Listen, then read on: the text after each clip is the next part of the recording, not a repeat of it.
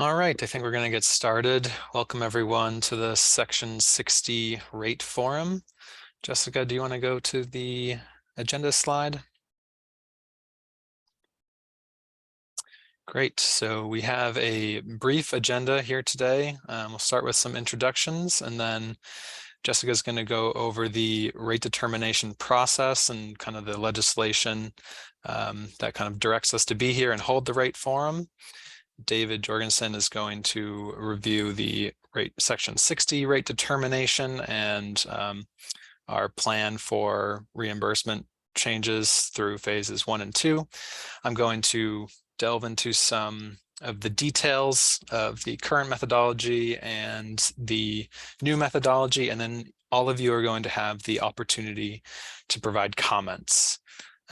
So by way of introductions, my name is Henry Eckerson. I'm a policy writer here at the Office of Main Care Services, and I will pass it to Jessica. Hi, I'm Jessica Levesque. I'm project manager and financial analyst on the rate setting team, and I will pass it to David. Good afternoon, everyone. I am David Jorgensen. I'm the Director of Data Analytics and Rate Setting for Main Care. I do see that there's some other Main Care staff, but I think we'll just keep the introductions to the presenters today. All right, next slide, Jessica. Okay, I guess that's me. So, yes. There has been a new standalone Maine law called Chapter 639 that was enacted in August of 2022. And this codified the process and principles for the Maine Care rate system, which, as Henry said, is one of the reasons why we're here today. So what this new law did was set a schedule for regular rate review and adjustments, ensures review of relevant state and national data to inform rate amounts and payment models. It formalizes clear and transparent process for the rate determination, which includes the public notice that we're doing one, a public presentation and comment period for the draft rates, and a public response to the comments, which will be posted, not necessarily an individual response. We have established a Maine Care Advisory Committee, which we refer to as the MAC. We have a technical advisory committee panel that we call the TAP, which segues us to the information that we now have available pursuant having the TAP. Once they've been consulted, the department will share the proposed schedule to the department's public website. They will be providing to the public forum for interested stakeholders to review and provide comments, provide a summary of comments on the department's public web page, and conduct off-schedule rate determinations as the department determines appropriate. And that's our new Chapter 639.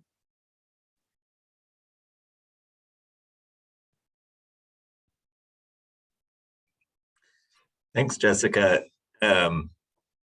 So as part of those Chapter 639 requirements, there is also a requirement that we look to Medicare to benchmark our rates. So while we've been considering changes to our DME reimbursement for a while, this extra requirement in Chapter 639 has played into some of the decision making for what we're going to implement for January 1st. First, we have been exceeding the upper payment limit that CMS requires us to meet with our DME reimbursement. The part of this change is driven by coming into compliance with that UPL requirement. And we also wanted to take the opportunity to look at our rates a little bit more holistically. So as we're changing the rates to come into UPL compliance, we can also offset some of those decreases with increases in other locations that still keep us within that UPL compliance. We've broken up DME reimbursement updates into two phases. The first phase, we'll be focusing on those Medicare rates. So if Medicare establishes a rate for any of these DME codes, we are going to benchmark our rate to current year Medicare. And I won't get into too many details on that because Henry will get into more details in a little bit, but that change will be applied across all DME codes. It's not just the cures codes, and we will also be implementing the rural and non-rural rate differentiation. And then on top of that, even though the focus for this phase is not on the non-Medicare rates, we acknowledge they haven't been updated in a while and may be out of date. So we are providing an inflation adjustment increase to those non-Medicare rates in this current phase. In the future, we'll be looking in more detail about what are reasonable benchmarks for those non-Medicare rates. So that will be that future phase. We'll be focusing on those non-Medicare rates. But even as we go forward, since we'll be switching to current year Medicare, any rates that are based on benchmarked to the Medicare rates will be updated whenever Medicare updates those rates. So that's the high level summary of our plan for DME reimbursement reform. And I will pass it over to Henry to get into some more details. Great, thanks, David. Jessica, you can go to the next slide. All right, so I just wanted to go over the current reimbursement methodology in case some are not aware. Our current methodology is that any DME impacted by the 21st Century Cures Act is reimbursed at 100% of the current Medicare rate. And Medicare covered DME not impacted by the 21st Century Cures Act is reimbursed at 85% of the 2011 or earliest available Medicare fee schedule amount. Non-Medicare covered DME, as David just said, is reimbursed at a Medicaid state average. Now, beginning to get into the draft reimbursement methodology, beginning on January 1st, the department intends to reimburse all Medicare covered DME and medical supplies at 100% of Medicare rates. This will include implementing all primary and secondary modifiers included on the DME POS fee schedule. This will also include providing the same purchase options that Medicare offers for DME and medical supplies that are not explicit on the DME POS fee schedule. This includes purchase options for complex rehabilitative power wheelchairs and accessories for those wheelchairs.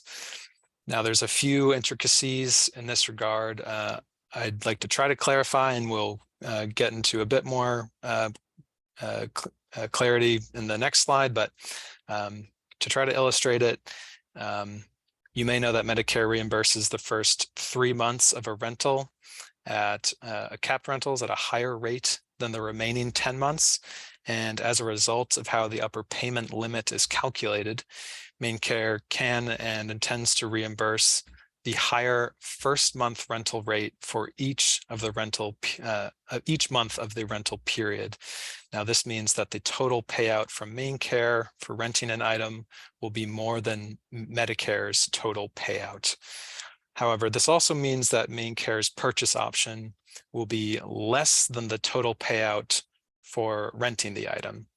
Based on how the UPL is calculated, MaineCare cannot multiply that first month rental rate by 13 or the number of months in the rental period to calculate the purchase rate so that the total payouts are equal.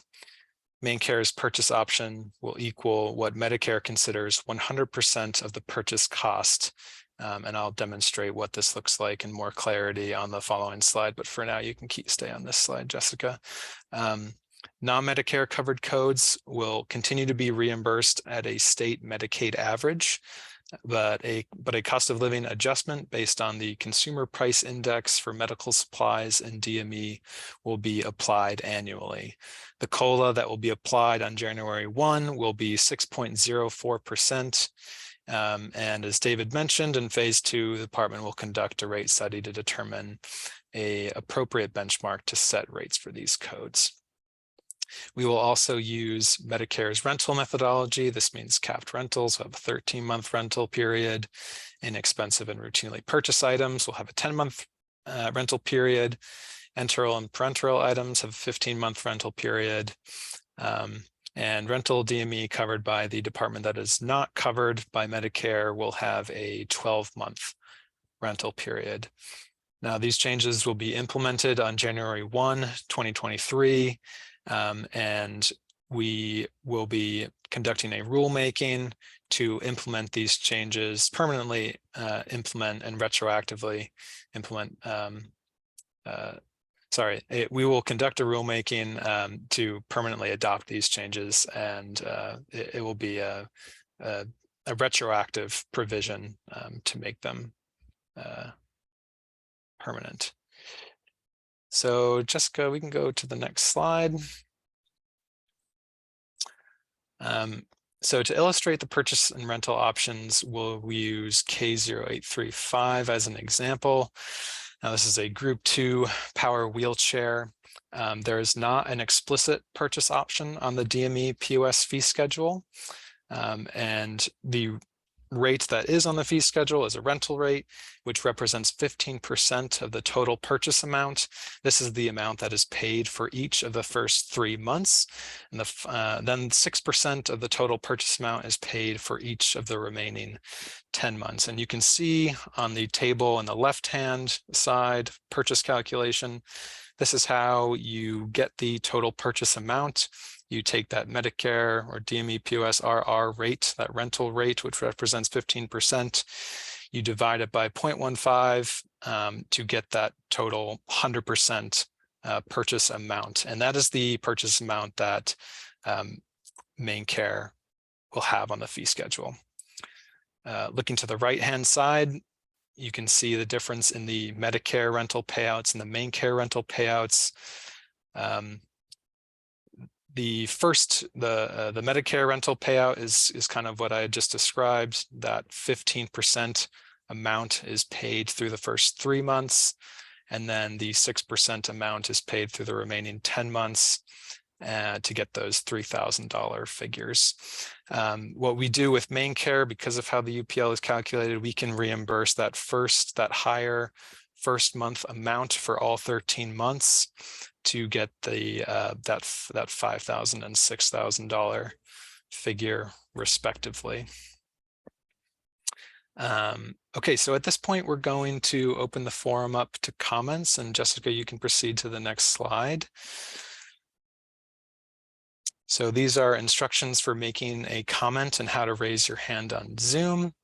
Internet users will use the raise hand function by selecting reactions from the meeting controls at the bottom of your screen, and then selecting raise hand from the several options that appear, or you can also raise and lower your hand by pressing Alt-Y on your computer's keyboard. Telephone users can raise their hands by pressing *9 on the keypad of your phone.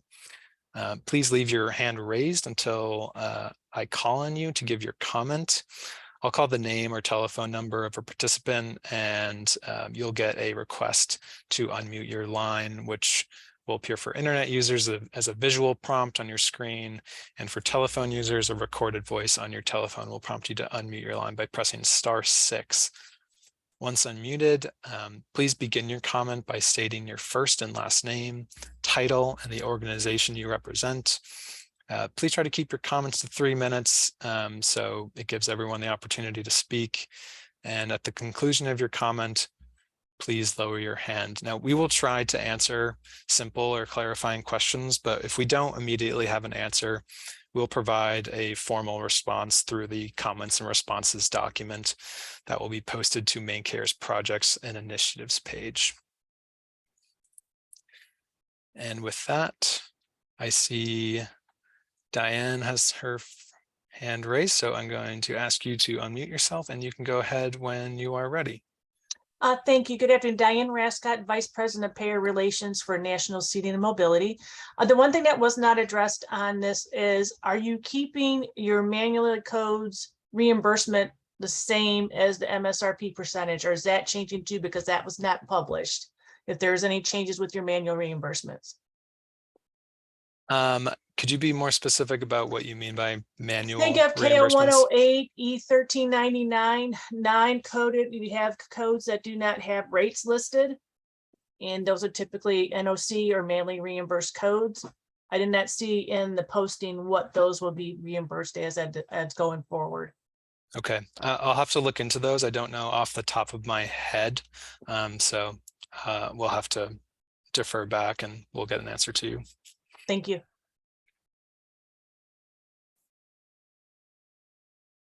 And Kathy.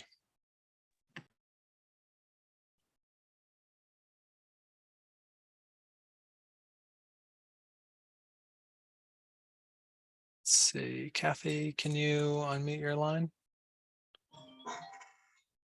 There we go. I think I got it. Can you hear me? Yep. Okay, great. To Diane's question, first of all, will you make sure everybody gets the answer to that? Because that will be important. I'm sorry, my introduction is I'm Kathy Hamilton, the President, CEO of the Home Medical Equipment and Services Association of New England, or HOMES, as you all know me. One of the questions we'd had early on was about having a purchase option for NEBs, nebulizer compressors, rather than renting them. And I thought that was going to be there. Is that correct? Yep, that's correct. Okay.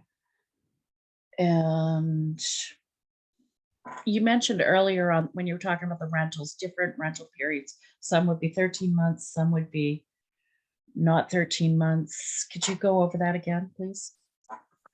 Yes, we are just trying to align with how Medicare does their rentals. So capped rentals would be at that 13-month rental period. And then there are some other subsets of rental categories that have a 10-month rental period or a 15-month rental period. Do you have examples of what those are? So the inexpensive and routinely, oh no, that's a different one. That's a continuous, but the enteral and parenteral category of rentals is a 15-month rental. So that's just one example. And I'd be happy to clarify in our response, Kathy, our formal response. Thank you.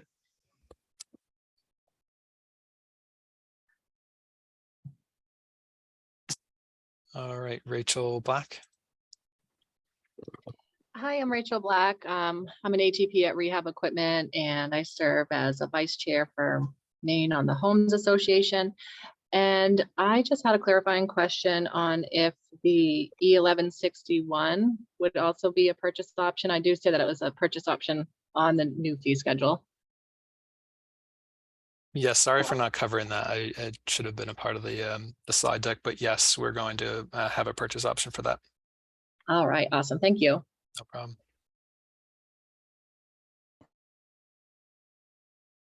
Sean Andrews. All right, can you hear me? Yep. All right, Sean Andrews, Director of Financial Operations at Bedard Pharmacy and Medical Supplies. Also the state chair of the Homes Association. Couple questions. First, thank you to the department. I guess we'll do this publicly because I know we've talked before about this, Henry, but thank you for the department for looking at these. And David, I know he was a part of that too, I'm assuming, looking at these rates, because before they were a different methodology and you've landed on these, which on the outset, I haven't had time to really review them fully, but they seem to be in a more positive direction than what they were before. So I wanted to just say thank you to the department for looking at these rates. First question I have is kind of to the previous questions. Is it safe to assume if there is a purchase option, an NU modifier on the fee schedule, that there is a purchase option for that HIPAA code? Yes. Okay. So for example, K0001, there's no purchase option, but for the therapeutic light box I see right here, there is a purchase or rental option. So, okay. Yep. My next question is, how will PAs will they have to be changed or altered if we do have an ongoing rental? How will those work at the beginning of the new year? Yeah, great question. We'll have to take that one back, Sean. Okay. And if we have something, basically up until the new year, some of these PAs get submitted before the end of the year.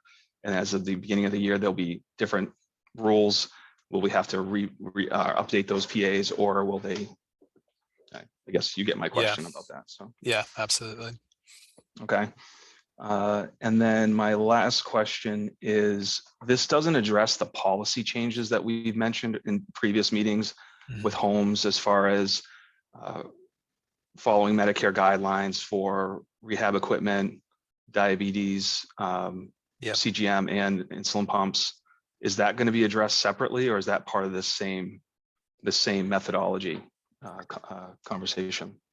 Yeah, so these this is certainly a rate form, so just about the rates, but Okay. all of the policy questions and your requests we'll be implementing through the rulemaking, which is going to occur just because of the timeline. We are going to implement these methodology changes, and then we are going to afterwards start conducting a rulemaking to permanently adopt the reimbursement methodology changes, but also to implement those policy changes that we've discussed before. Okay, so this public comment, these public comments are only for the rate setting portion of this. Yep, and during the rulemaking, there will be another hearing to actually comment on the changes within the rule. Okay. I did have one other quick question about what in the documents previous, it was mentioned about other state, when you start to do phase 2, you're going to look at other state Medicaid agencies to reference rates. Do you have a list of those states already, or has it not been decided yet? I'll defer to David on this if he has an answer. Apologies, can you repeat the question? Sure. In phase 2, there will be a benchmark for the non-Medicare covered codes. And you're going to, in some of the emails, it said you're going to reference other state Medicaid agencies. Do you have a list of those state Medicaids that you're going to be referencing? Yeah, so that's a good question. Thank you. We typically look at all 50 state Medicaid agencies when we do benchmark our rates to other state Medicaid agencies. The difficulty we've had with some of these codes is that different states use different units, and or so what they're paying for with their rate may differ slightly state by state. So this benchmarking effort will either find a way to accommodate those different units, the different definitions that are being used for each code, or we may need to exclude some states on a code by code basis to make sure that we are accurately representing and referencing benchmarks that pay for the quantities that MaineCare has reflected on our fee schedules. Okay. All right. And I know I keep asking more questions. I say I'm down to my last one. That's okay. The TAP, the Technical Advisory Panel, I caught a little bit of that. And is that something that provider members are going to be able to be a part of? Or is that just within MaineCare? Is that? I can answer that as well. So these are third-party designees. They're designated by the DHHS commissioner, but they are not. They're not within MaineCare, and they're also not within the provider community. So an example is our state economist is on the panel, and a representative from Maine Department of Labor is on the panel. I can share a link to our website that has more details on the constitution of that panel and kind of the driving factors that created that panel. Okay. And then last one, I swear. I noticed that K0553 and K0554 aren't listed on this new fee schedule. Is that just those are listed with Medicare. Those are Medicare codes. So you don't have to answer me on that, but if that's one of my comments is I noticed that's not on there. Does that mean that they're no longer covered? Or if it's on the DME POS fee schedule, they should be on there. So if they're not on there, it's an error, and we'll have to look at it. Great. Thank you.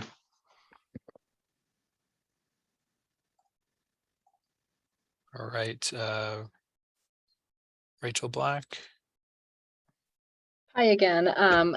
So I sort of apologize for asking this question, and maybe Kathy and Sean can lead me in the right direction separate from this meeting. I'm just a little bit confused still about the purchase versus rental configuration on payments. How, if we do a purchase option for a K0835, it's less than if we do the rental option. And I don't know if Kathy feels like she can just go over that with me later, or I was just seeking some more clarification on that. Yeah, it is a bit confusing for sure. And it has to do with how the UPL is calculated on our end, which allows us to do certain things or not. But on the DME POS fee schedule, there is not an NU rate for certain items that Medicare does provide a purchase option for. And so we need to calculate that purchase option, and we do that by dividing the RR rate by the percentage of the total purchase amount of that equipment to get 100% of the purchase amount, which is in alignment with what Medicare will pay out. However, on the rentals, Medicare has Medicare will pay out different amounts depending on the month of that rental. But because of how the UPL is calculated on our end, we can pay the higher amount for all 13 months in that K code example. So that creates a difference between the total payout for the rental versus the purchase.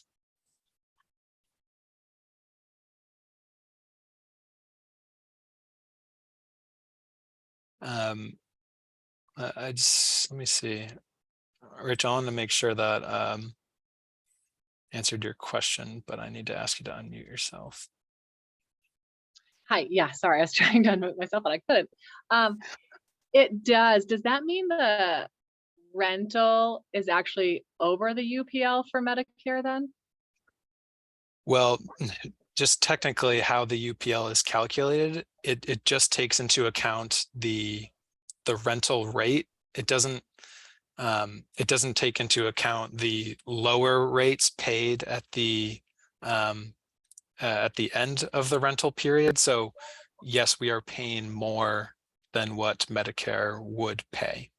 Okay, thank you. Yeah.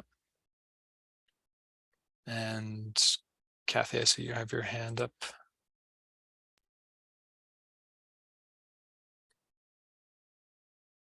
Should be able to unmute. There we go. To Sean's question about the for the non-Medicare codes and doing the analysis of the 50 states, do you check the date that a code was implemented in that state when you're doing that comparison? I believe that we don't. We just use the current, the Medicaid agency's current rate. We don't check when it is added. And if that's, that could have some significant impact with what's been going on in all the states across the country for, supply chain issues for everybody providing these products, prices that have been going up. that, you know, surcharges and all those things that we've talked about in the past. Yeah. And some of those rates may not be adjusted yet. So Right. how often would you look at those rates to make sure they're sufficient? So I think that will be part of the phase 2 process, figuring that out precisely. Okay. But we don't have, or I don't have an answer for you right now on that. Okay. I appreciate that. I'll just add to that response that once we establish a methodology for those non-Medicare codes, we will have a forum similar to this at that time to also gather comments and questions and feedback with that second phase of the methodology updates. Thanks, David. I see Darby Shelton has her hand raised. Yes, my name is Darby Shelton, and I'm with Prism Medical Products. We're headquartered in Elkin, North Carolina. And I wanted to ask what the inflation rate adjustment percentage was again. 6.04% 6.04 will be a cost of living adjustment for the non-Medicare covered codes that we cover. Okay. And just one other quick question. Are you going to be following the Medicare's guidelines on the consolidated billing for home health as well, or how does that work? You know, that's not something I'm familiar with actually, so I would have to get back to you on that. Okay. Thank you very much. You're welcome.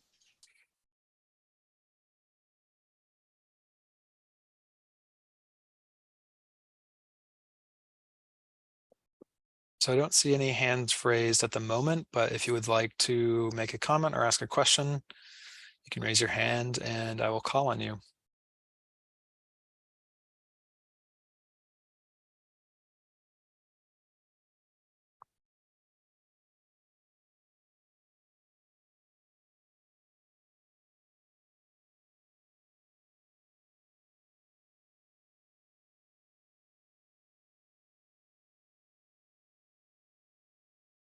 Diane?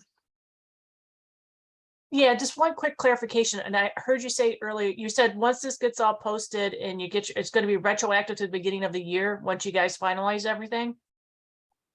Yeah, so we're going to implement the rate changes for January 1, but we need to make those changes permanent through a rulemaking, and that is going to occur retroactively. So the rates will be in place in January, and then it's our job as the agency to make those changes permanent and official through a rulemaking. Does that answer your question? Oh, I see you muted. Yep, sorry about that. Yeah, yes, it does. Thank you. Okay.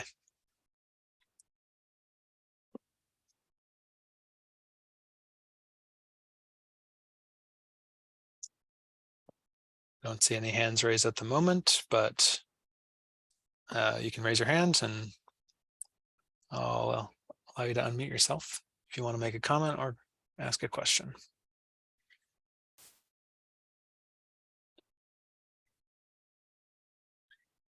Yes, Sean. I saw the link that David sent, and it looks like the members, or maybe these are commenters that I'm looking at. I might have to just read into this a little bit more about that TAP group. It looked like there were some provider members from other sections, but it looks like those are just commenters. So that's an open, that's public. Those meetings are public, I take it. David, do you know? I'm actually not sure. Yes, yes, all technical advisory panel meetings are open to the public. And at the link that I provided, there are YouTube videos of recordings of the one technical advisory panel meeting that has happened so far. So that is available at that link. And I believe there is also a slide deck that indicates who is on the technical advisory panel. If that is not posted, it at least is walked through in the recording of that technical advisory panel. No, I see it. Yep. Representation from there's 7 offices on there. So the link's helpful. Thank you.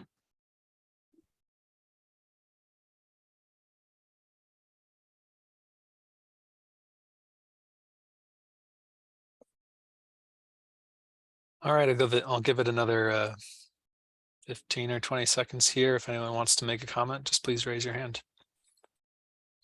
Yes, Kathy. Just wanted to let you know that this would be the quickest we would never give you back time usually. Just wanted to make that point that we're doing that.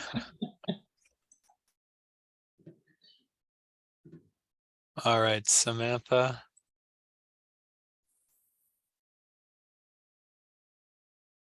Can you hear me? Yes.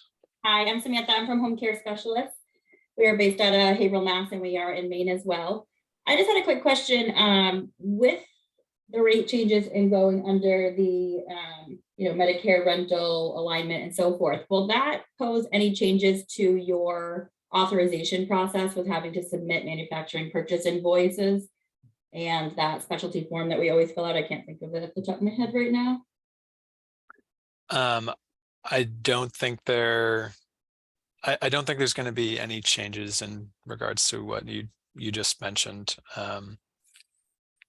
If you want to follow up with an email, kind of get into some more detail, I might be able to have a better answer for you. Okay, I was just curious because we, submitting that, if there's going to be set pricing now, what would be the interest of submitting those invoices still? Or sending in all that extra paperwork?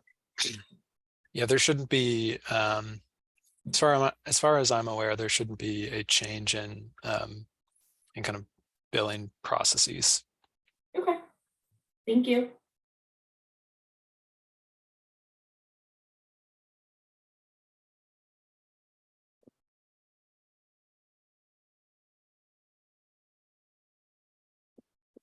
All right. Last call for comments and questions. Rachel Black. Okay, sorry. Thank you for taking my question. I would just like to make a note that when I was looking at the E11, I'm very thankful that you guys have offered it as a purchase option. I just wanted to make a note on here that there's almost $1,000 difference between the purchase and the rental for that. Yeah, and and you're going to find that for many of those codes. There is that difference because of how the UPL is calculated. We can reimburse that higher monthly rental rate amount, which is going to lead to a difference in between the total payout if you would just purchase the item, sorry. Yeah, okay. All right, I just wanted to make sure, because I was noticing when I was looking at the other rental versus purchases, it didn't seem like there was that much of a discrepancy, and then the E1161 had a big difference. So I just wanted to just check in on that one. I appreciate it. Yeah, no, thank you, Rachel.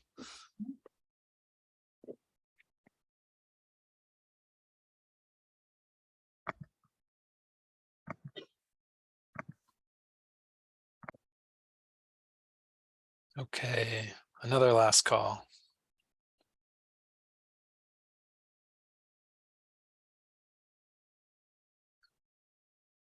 All right, well, I think with that, we are going to close for now. Please, the comment deadline, official comment deadline is Thursday, December 15th. If you want to submit written comments, please email them to me. And after the comment period closes, we are going to officially respond through a comments and responses document that's going to be posted to the webpage. So thank you very much, everyone, for participating, and we are going to sign off. Thanks so much.